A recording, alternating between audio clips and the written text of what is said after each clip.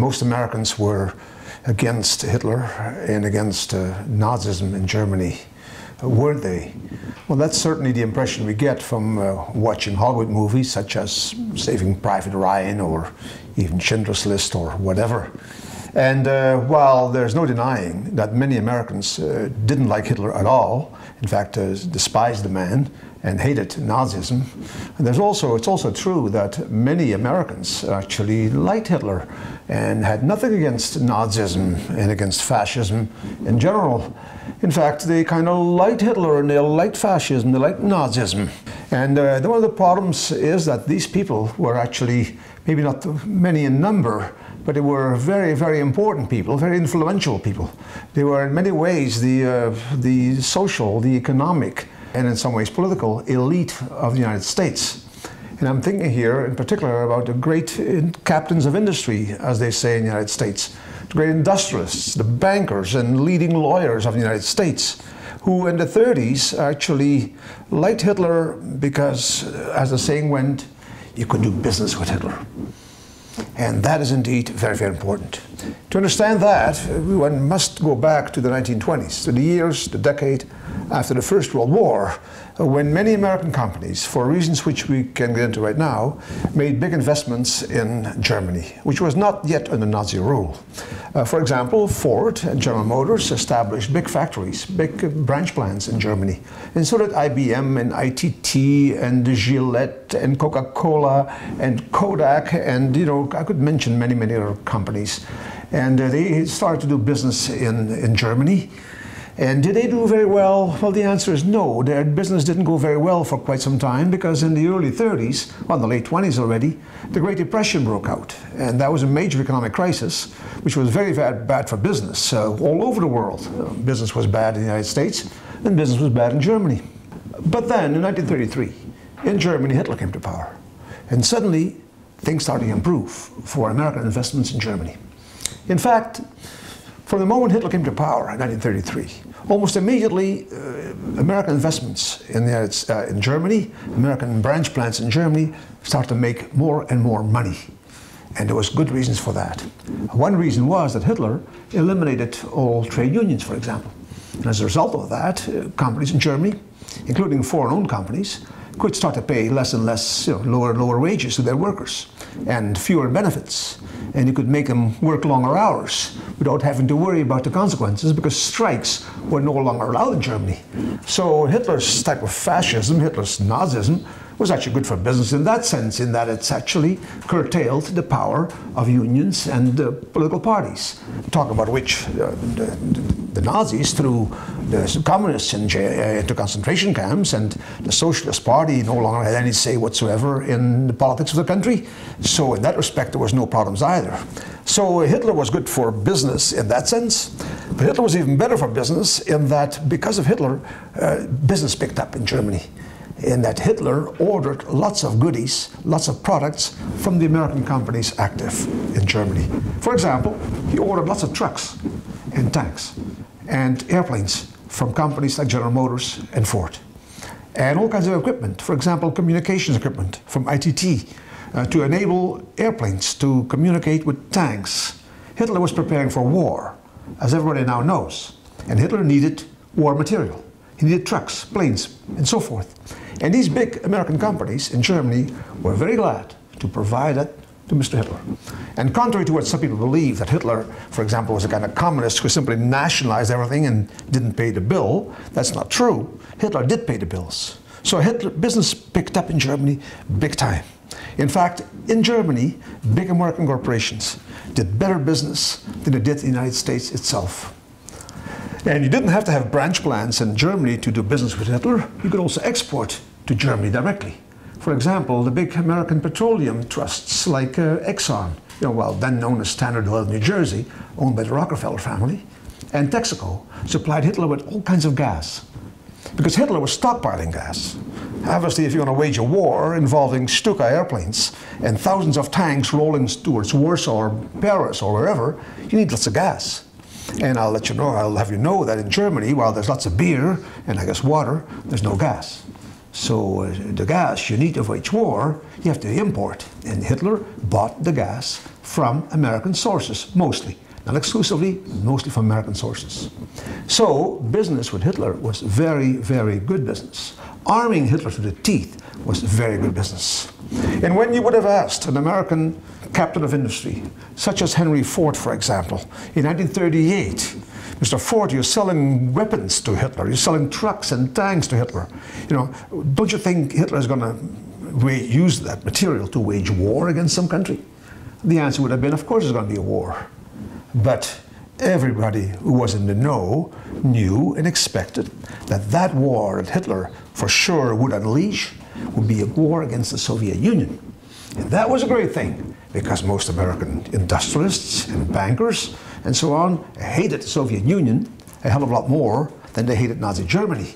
Because in the Soviet Union, they were working on constructing a socialist society, a kind of counter system to the capitalist system, for which the United States is famous, and which of course is a system that had produced the captains of industry, and from which the captains of industry of the United States were profiting. So actually Hitler was a wonderful guy, wasn't he? If you think about it. You made money thanks to Hitler. And Hitler, in the war we would have to unleash, would actually end up destroying the Soviet Union, which was the one country in the whole world that you hated the most. So Hitler's plans for war was nothing that we had anything against. In fact, when the war broke out in the United States, that elite of industrialists and bankers were not unhappy at all. And when Hitler's tanks rolled into Poland and later on into Belgium and France, that was not a big deal to them at all. In fact, in June 1940, there was a big celebration in the Waldorf Astoria Hotel, where the German consul invited all kinds of people to help celebrate the victories of the German army in the Low Countries against Poland and above all against France. And who was there? For example, Edsel Ford, the son of Henry Ford, and representatives of General Motors and ITT, who had helped him to win his victories. Because Hitler's warfare was blitzkrieg warfare, lightning fast warfare, involving planes and tanks and trucks moving really fast. Well, most of that equipment, if you think about it, well, much of it anyways, was supplied by American companies, either active in Germany via branch plants or supplying Germany directly, via, for example, via fuel, petrol, gas, oil, shipped in to Germany, either directly from the United States or via Mexico. So business with Hitler was wonderful business, and there was no reason whatsoever to dislike Hitler. In fact, if you would have said to Mr. Ford, you're doing business with Hitler, and we understand that you're happy about that because you make lots of money in Germany, but don't you think Hitler is an awful anti-Semite and a racist? Don't you dislike Hitler because of that? Well, the answer would have been no, because Mr. Ford himself was a notorious anti-Semite. And anti-Semitism was widespread in the high circles of society in the United States, and of course so was racism. So the fact that Hitler was an anti-Semite and was a racist was of no concern whatsoever. What he did to his Jews, was really no problem whatsoever for the big captains of industry in the United States. So war breaks out, and the war at first produces all kinds of German victories, but then later on German victories sort of end. Britain doesn't give up, and the war is stalling, and it looks like it could last many more years.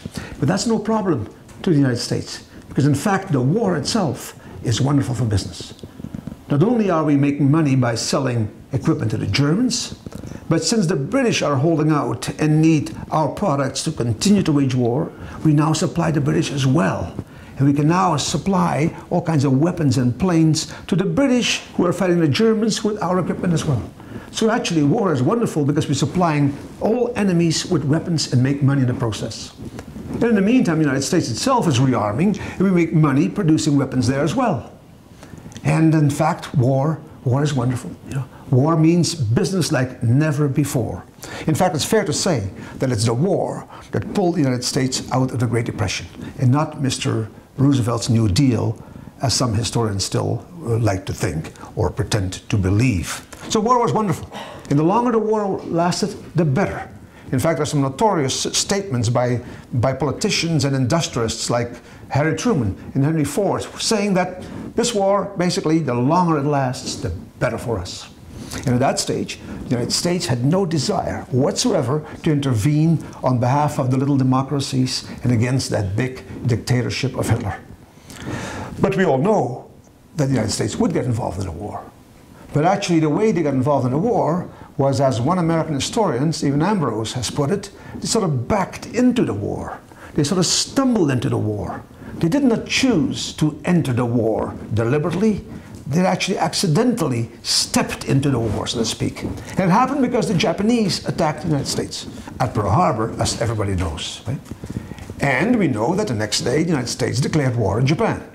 Fair enough, and that would have led to a different war in the Pacific and in the Far East than the war being fought in Europe, which was between Great Britain and in the meantime the Soviet Union and Germany.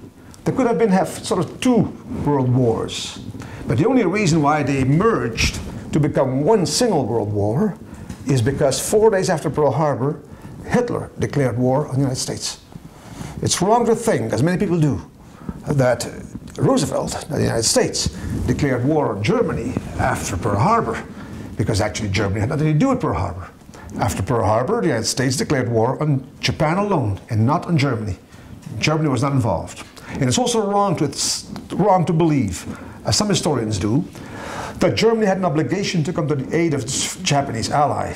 And that is not true, because Germany was only, only committed to help Japan if Japan was attacked by a third country. But that was not the case at Pearl Harbor. Japan attacked a third country. It was not attacked by a third country. So Germany had no obligation whatsoever to come to the aid of Japan. But Hitler did. 4 days after Pearl Harbor, on the 11th of December, he declared war on the United States. Which raises the question, if Hitler wouldn't have declared war on the United States, when would the United States have declared war on Germany? Possibly never at all. Possibly would never ever come to the aid of the little democracies and the oppressed countries and occupied countries of Europe. But they did, and that raises the question why Hitler did declare war on the United States on December the 11th, 1941. And the answer actually is to be found by looking at the situation of the German army in Russia at that time. In June 1941, Germany had attacked the Soviet Union. And they confidently believed at that time in Berlin that the war against the Soviet Union would last 6 to 8 weeks. Within 2 months it would be over. And it was very important for Germany that that be the case. Because at that stage, Germany only had about fuel left to wage war for about another 4 months. So within 4 months they had to defeat the Soviet Union in order to lay their hands on the oil-rich regions of the Caucasus. And if they would have done so, Germany would have been able to carry on the war forever against any major power in the world. Because the big weakness of Germany was the lack of raw materials, especially the lack of oil, right? So the war against the Soviet Union for Hitler was very important in many ways. It was important because Hitler's big dream, his mission in life, was the destruction of the Soviet Union, the cradle of the revolution, the cradle of communism. But also, grabbing the Soviet Union would have meant giving Germany, a major industrial power, plenty of raw materials it needed. The rich farmlands of the Ukraine, for example, and the oil fields of the Caucasus. These were the big prizes to be won in Russia. So Germany had to win fast because oil supplies had been dwindling already in 1940 and early 1941. So the war at first went well, but by August, September, October, it became clear that Germany did not have an easy time in the Soviet Union, that the resistance of the Soviets was much tougher than expected. And the catastrophe happened for Germans on the 5th of December 1941, which is when the Red Army counterattacked in front of Moscow and actually gave Hitler's armed forces a big bloody nose. And that same day, the generals reported to Hitler in Berlin that he had to lose the war, that we were going to lose the war because we're now stuck in the Soviet Union in the middle of the winter. We're on the defensive now. We have no hope in hell of winning anymore this year, and we're out of fuel. Even trying again next year is going to be very, very difficult. There's no more element of surprise, and the Soviets are still very, very strong. And that's the reason that's the reason why many historians think that Hitler declared war on the United States on December 11, 1941. He was desperately looking for a solution. He thought that by declaring war, without having to do so, against the enemy of his Japanese friends, that he might somehow cause the Japanese to reciprocate by declaring war on his enemy, the Russians. And that would have meant that the Japanese army, which was in China at the time, would have attacked the Soviets in the area of Vladivostok and forced the Soviet Union on a two-front war. And then, maybe, just maybe, Germany might still have had a chance to win the war against the Soviet Union. But that gamble didn't pay off, because we all know that Japan said thank you very much to Hitler for declaring war on the United States. But Japan did not reciprocate with a declaration of war against the Soviet Union. And as a result of that, Hitler had to carry on alone in his war against the Soviet Union, a war he was end up losing. And in fact, it's fair to say that it is the Soviet Union that defeated Nazi Germany, with the help, obviously, of the Americans, the British, the Canadians. It took contributions from all the Allies to defeat Nazi Germany, which was a very, very powerful and militarily mighty country. But a major contribution was undoubtedly made by the Soviet Union.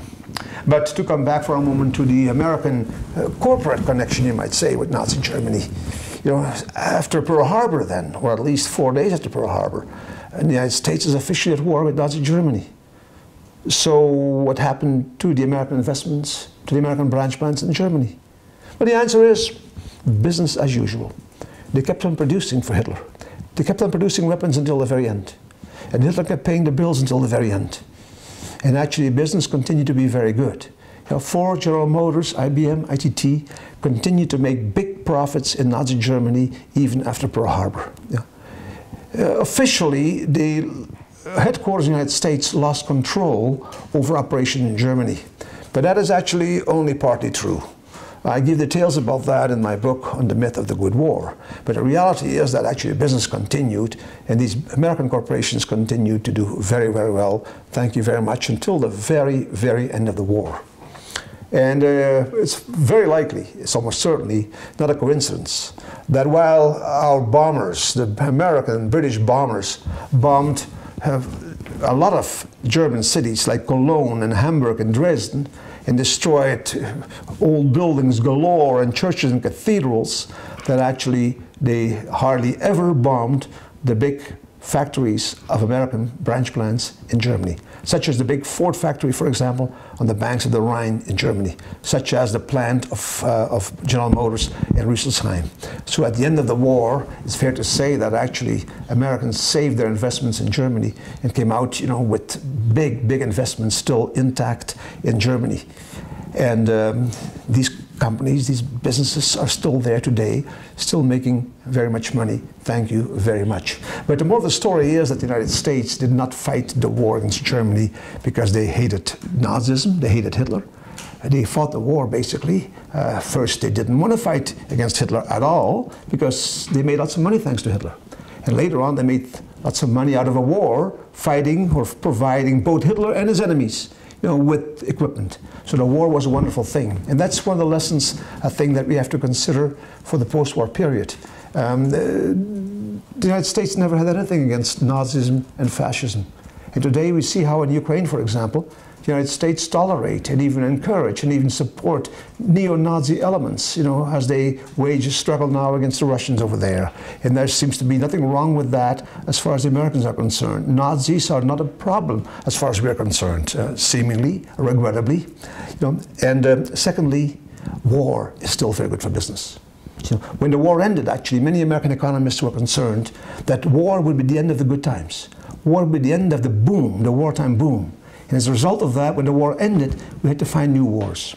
And that's why the Cold War was so wonderful, because the Cold War allowed the system to keep on functioning. The warfare system, as it's called, the Pentagon system, to keep working. That's the one of which Eisenhower later famously said, that it's the military-industrial complex that's profiting from all that. Well, indeed, he was right. The Cold War picked up the slack of the Second World War. And after the Cold War, the Gulf War. And after the Gulf War, the ultimate solution, war against terrorism, which means worldwide war, permanent war. And that's the great solution, so to speak, because as many people know, if peace would break out, it would be a catastrophe for the American economy.